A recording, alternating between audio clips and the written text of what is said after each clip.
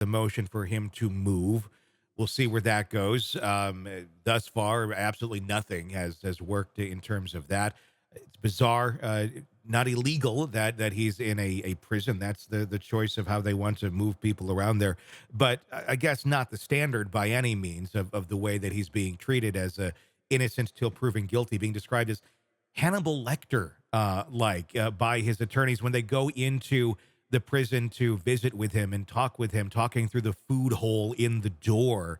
I mean, are his rights not clearly being violated with the guard standing there listening? No privacy, no attorney client privacy or privilege going on. I mean, these just seem like very clear improprieties that would be very easy to fix. Like, oh, these guards are doing this because they're dumbasses. Okay, they're idiots. We need to move you over here where this is appropriate. But it seems like, well, it's just how the guards are. So that's like somehow their opinion or their inept ways of handling this are just accepted, and that's just how our system works. Even though it's not supposed to. Why can't any of that be addressed and fixed like right now? Totally. Are you telling me that there is not some secured cell in that whole incarceration facility in which Richard Allen could meet privately with his attorneys? Even if they have the cells that I go into with clients who are in custody, they're private and you can't, the guards can't hear anything, but they can stand outside and Sure. at least observe to make sure there's no violence or whatever. Yeah. You're telling me that's not an option for Richard Allen? That's asinine to me. And it's so paramount that the attorney has that private interaction with their client to gain information in terms of how to handle the case, explore defenses. And it sounds like a lot of that is being substantially curtailed by this nonsensical jail policy that's working to Richard Allen's detriment. He has a right to a speedy trial. That was another one of the motions that was denied by the Indiana Supreme Court. Why doesn't he have a right to a speedy trial? He's been asking for it all along. Baldwin and Rossi saying right before they were dismissed, we're ready to go in 70 days. I think they're still ready to pretty much go, but that is being denied. Again, another just clear violation. It's not even like in question of like how are you interpreting this?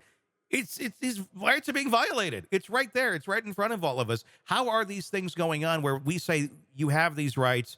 This is how we handle things, but we're just not going to follow him right now, and everybody should be cool with it. What the hell's going on? Lawyers are really skilled sometimes at using words in a slippery fashion, talking around the law, creating exceptions that might not really be established. And judges are lawyers; they're former lawyers. And so this judge, is that what she's doing? I can't say for sure, but it sure looks like she kind of has her own decision and then is retracing her steps to sort of show her work in terms of how she got there. And a lot of people are looking at that and saying, "But what about the law?" Are there ever repercussions for judges that simply don't follow the law, other than well, this case gets retried on appellate issues? I mean, is there ever anything other than oh, yep, caught me at that? Oh well, I it's not my case anymore. I've moved on. I mean, is there any incentive to follow the law if there's no repercussions? Theoretically, yes. In practice, no. At least in Colorado, Yeah. I can't. The last judicial officer who was disciplined in Colorado was for like a personal matter where there was like some menacing involved or something like that.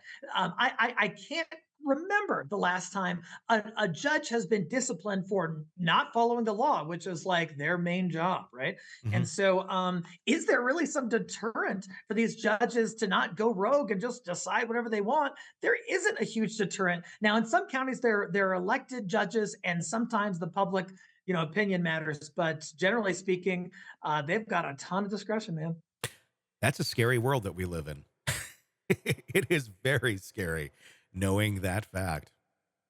Hey, it's Tony Brueski. If you like the podcast, be sure to like, subscribe, and press that bell so you don't miss any of our updates on the cases we're following for you right here at the Hidden Killers podcast from True Crime Today.